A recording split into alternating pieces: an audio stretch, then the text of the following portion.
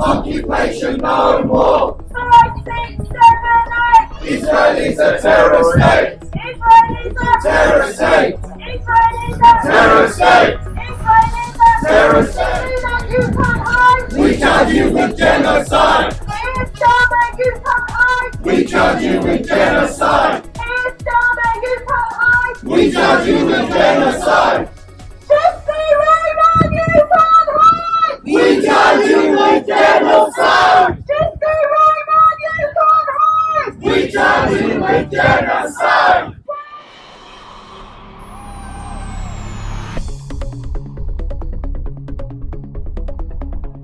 To the river. Palestine is forever. On the sea to the river. We charge you with genocide. Palestine. Palestine. Palestine.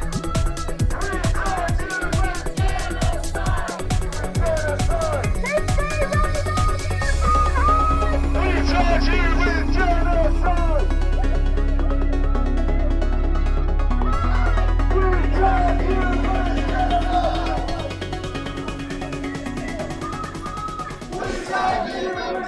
By Michael Rosen, the prominent British Jewish writer and broadcaster. You learn that sky kills, that houses hurt.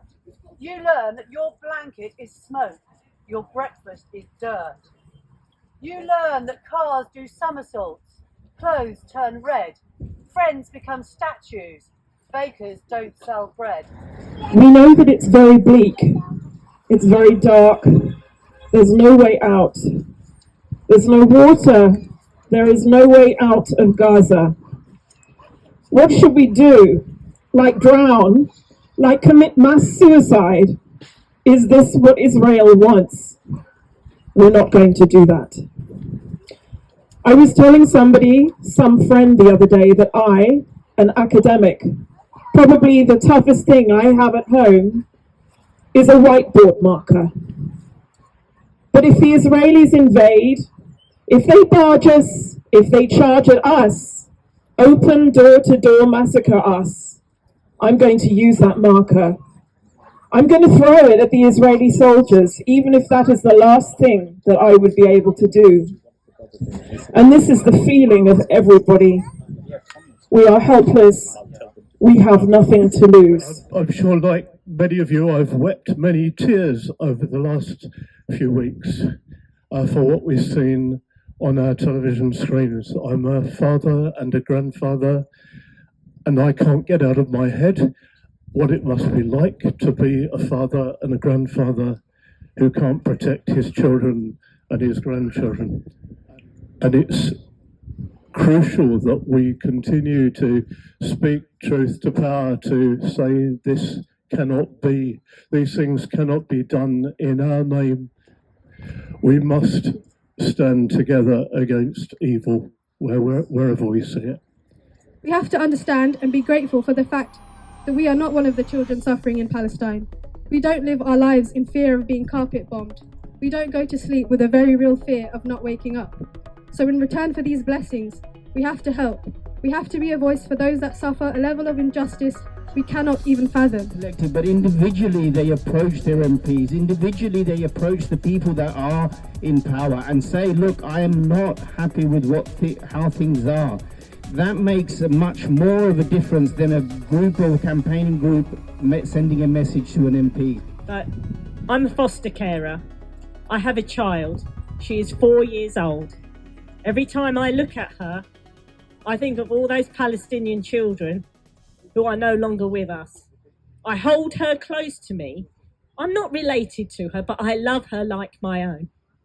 And I feel for those mothers who will never hold their daughters and their sons again. It should be clear to everyone what really dictates the world.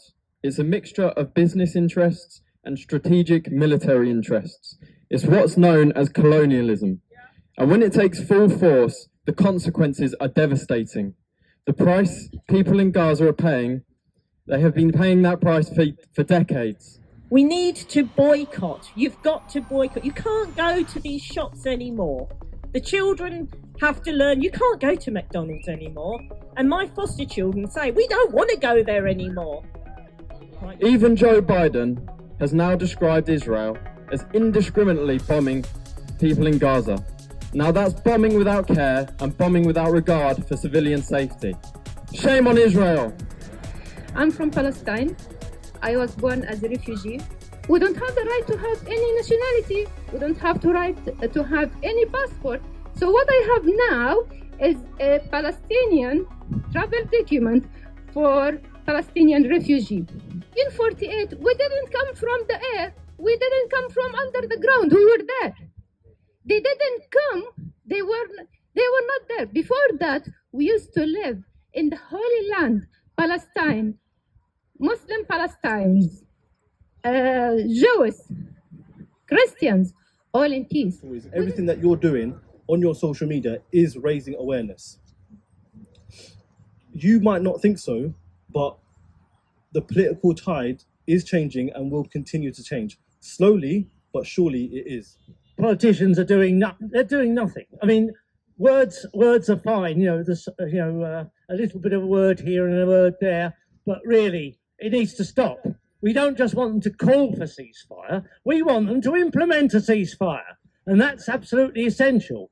And we know that it's quite simple. All that is necessary is to stop selling and sending the arms that Britain is sending, as well as the US, while sort of saying, oh dear, isn't it terrible? When Russia commits war crimes, they impose sanctions. When Israel commits war crimes, they send more weapons. So we don't, words are not enough. Words are just not enough. We want action, and we want it now. Now, I mean, they have a go at us for saying from the river to the sea. And what do we mean by that? Well, the thing is that the Israelis mean, when the Israelis say from the river to the sea, what they mean is an exclusive Jewish state from the river to the sea, without any Palestinians, just purely Jewish people. What we mean is a democratic, equal state where Jews, Palestinians and anybody else can live in freedom, in democracy and in equality. That means people can go back to, people have a right, who've lived there for centuries, have a right to return. It means that it's an end to the terror, to the horror, and to the idea that somehow there should be a pure exclusionary Jewish state. A blinding flash of white light lit up the sky over Gaza tonight. People running for cover, not knowing whether they are dead or alive. Not knowing whether they are dead or alive. They came with their tanks and their planes. They came with their tanks and their planes with ravaging fiery flames. You know, I could do what I did last week in Maidstone of reading out 10 names of children that have died, and then letting everyone know that it will take me over 2 days now to read out all the names of the people that have been killed in this. I mean, I don't even want to call it a conflict, because it's not. The people of Palestine who feel that they have been abandoned by the world, by the Muslims, they see us on the street. They know that we are on the street. So I go to show them that I am with them, because they have said, keep marching, keep coming out for us. We all know the absolute horror of what is unfolding. Almost 20,000 dead, almost 8,000 of them children. It's right that we keep coming back to the streets, because we cannot allow a government that stands behind this and calls it the right to defence. On the 13th of January, there is a national demo in London. Now, I don't want maybes, oh, I don't know, because it's a long time. You've got time to prepare. So who now is going to go to that demo on the 13th of January? Come on, let's see some hands. Come on.